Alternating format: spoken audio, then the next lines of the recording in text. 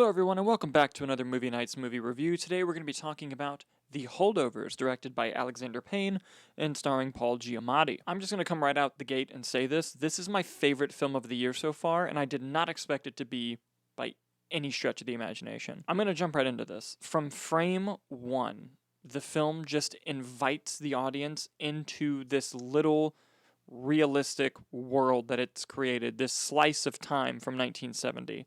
And it just fully embraces exactly what that is. It's shot like it's 1970. It's edited like it's 1970. It looks like it's 1970, and it's not just a typical period piece of drawing you in. It's the way it's crafted. Alexander Payne knocks it out of the park with every single frame of this film. But atmosphere would only get you so far. You need a great story and great characters, and this film has both. This film is about a teacher at a prep high school played by Paul Giamatti who has to stay during Christmas break to watch one of the troubled students played by Dominic Sessa. And another employee who is there is Davine Joy Randolph's character. Sorry if I pronounced that wrong. And she and Paul Giamatti are the standouts of the film. I would be very upset if Paul Giamatti does not get a Best Actor nomination, and don't be shocked if Davine Joy Randolph also gets a Best Supporting Actress nomination. They're both phenomenal. Something that's so great about the script is the way it reveals its information.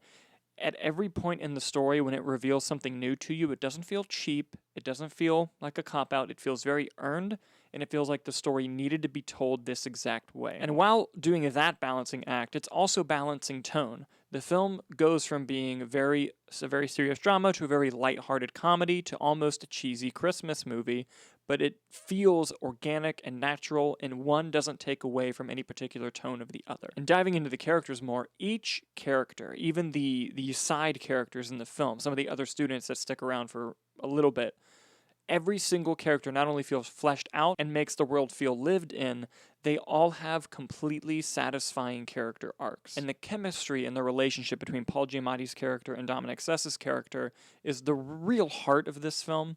And not only do they play off of each other well, not only are they funny with each other, there's a genuine sense of connection between these two.